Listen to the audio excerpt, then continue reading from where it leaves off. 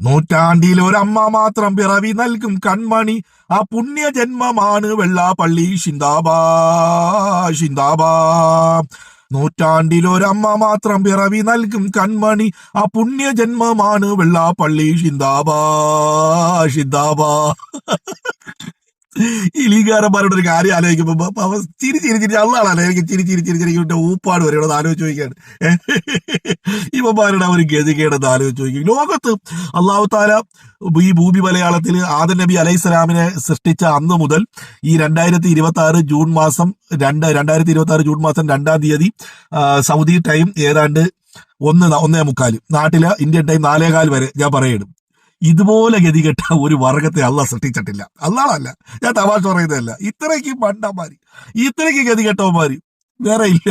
ഞാൻ ആലോചിക്കുകയാണ്, കുഞ്ഞാപ്പയ്ക്കൊക്കെ 80,000 ഭൂരിപക്ഷം വാങ്ങിക്കൊടുത്ത ആ തലയിൽ തട്ടമിട്ട ബർദയിട്ട താത്താമാരും തലയിൽ തൊപ്പി വെച്ച താടി വെച്ച കാക്കാമാരെയൊക്കെ അവസ്ഥയെ കുഞ്ഞാപ്പ എന്തെങ്കിലും ഒഴിഞ്ഞോ ഈ കാര്യത്തെ കുറിച്ച്? കുഞ്ഞാപ്പ ഒഴിയത്തില്ല. കുഞ്ഞാപ്പ ആരാണ്? കുഞ്ഞാപ്പയ്ക്കൊക്കെ അറിയാം എന്താണ്.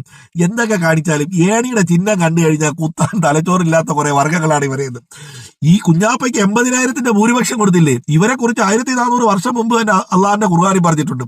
ഖുർആൻ ആയതുകൊണ്ട് ഞാൻ പറയുന്നതിലും നല്ലത് ഈ യാഫിലൊക്കെ ഉസ്താദന്മാർ പറയുന്നുണ്ട്. ഇതാ കേട്ടോ, ഇതാ കേട്ടോ. ചിന്തിക്കുന്നവനെ സത്യം കണ്ടെത്താൻ കഴിയൂ.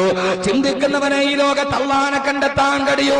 വെറുതെ മസ്തിഷ്കം പോയി എവിടെയെങ്കിലും പണയം വെച്ചാൽ, ആരുടെയെങ്കിലും ചിന്തകൾ വാടകയ്ക്കെടുത്താൽ, ആരുടെയെങ്കിലും ആശയങ്ങൾ വാടകയ്ക്കെടുത്താൽ, ആ വാടകയ്ക്കെടുക്കൽ കൊണ്ട് നിനക്ക് അല്ലാഹനെ കണ്ടെത്താൻ കഴിയില്ല, നിനക്ക് ആഖിറത്തെ കണ്ടെത്താൻ കഴിയില്ല.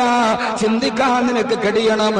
ചിന്തിക്കാനല്ലയോ നിനക്ക് ഞാൻ ഹൃദയം തന്നത്, കാണാനല്ലയോ നിനക്ക് ഞാൻ കണ്ണ് തന്നത്, കേൾക്കാനല്ലയോ നിനക്ക് ഞാൻ കാത് തന്നത്. കേൾക്കാൻ തന്ന കാതുകൊണ്ട് കേൾക്കേണ്ടത് കേൾക്കാത്തവർ, കാണേണ്ട കണ്ണുകൊണ്ട് കാണേണ്ടത് കാണാത്തവർ, ചിന്തിക്കേണ്ട ഹൃദയം കൊണ്ട് ചിന്തിക്കേണ്ടത് ചിന്തിക്കാത്തവർ, അവര് നാൽക്കാലികളെക്കാൾ അതപ്പതിച്ചവരാണെന്ന് അല്ലാഹുവിന്റെ വിശുദ്ധമായ ഖുർആൻ പറയുമ്പോ, അല്ല നിങ്ങൾ ഞാൻ പിന്നെ എന്താ പറയണ്ടേ?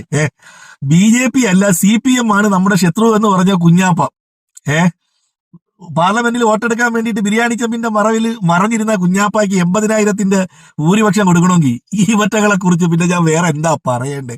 ഒന്ന് ആലോചിച്ച് നോക്കിയേ. ഇലക്ഷന് മുമ്പ് നമ്മൾ പറഞ്ഞു ഏത് BJPയുടെ B ടീമാണ് കോൺഗ്രസ്, ആ കോൺഗ്രസിലെ ഒരു അംഗമാണ് ലീഗ്. BJPക്കെതിരെ സംഘപരിവാറിനെതിരെ ഇവർ പോരാട്ടം നടത്തത്തില്ല.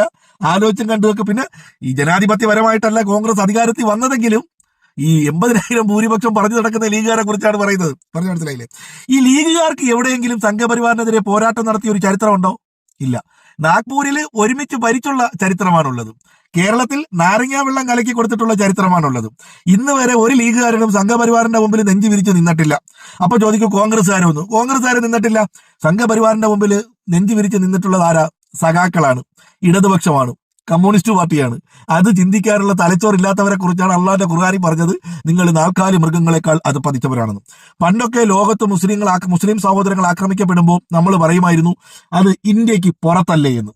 പിന്നെ സംഘപരിവാറിന് ശക്തി കൂടി വന്ന് ഇന്ത്യയിലെ ഉത്തരേന്ത്യൻ സംസ്ഥാനങ്ങളിൽ മുസ്ലിം സഹോദരങ്ങളും ക്രിസ്ത്യൻ സഹോദരങ്ങളും ആക്രമിക്കപ്പെട്ടപ്പോൾ നമ്മൾ പറഞ്ഞു അത് കേരളത്തിന് പുറത്തല്ലേ എന്ന്.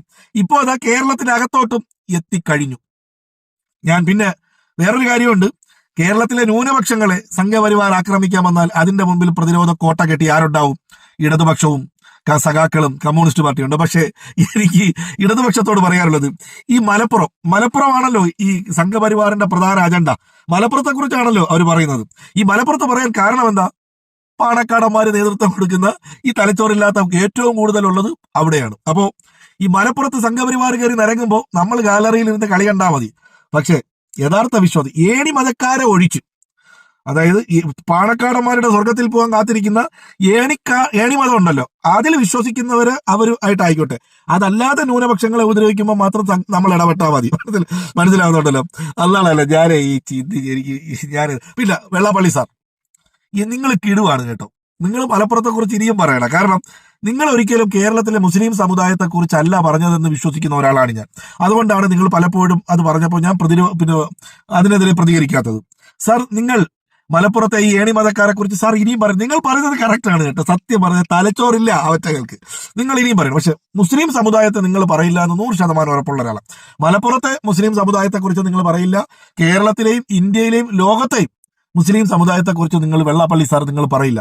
നിങ്ങൾ പറഞ്ഞത് മലപ്പുറത്തെ ഏണി മതക്കാരെ കുറിച്ചാണ്. അതിന് ഞങ്ങൾക്ക് യാതൊരു വിഷമവും ഇല്ല. സാർ ഇനിയും പറയണം, ഇവറ്റകളെ കുറിച്ചെങ്കിലും പറഞ്ഞുകൊണ്ടേ ഇരിക്കണം. ഒരിക്കൽ കൂടെ, നൂറ്റാണ്ടിലൊരൽപ്പം പിറവി കൊള്ളും കൺമണി, ആ പുണ്യജന്മമാണ് വെള്ളാപ്പള്ളി സിന്ദാബാ. യാ സയ്യിദ് പാണക്കാടന്മാർ എന്ന് വിളിച്ച ലീഗുകാരൊക്കെ ഇനി യാ സയ്യിദ് വെള്ളാപ്പള്ളി എന്ന് വിളിക്കുന്നത് നമ്മൾ കാണേണ്ടി വരും. എല്ലാവർക്കും നന്മകൾ നേരുന്നു.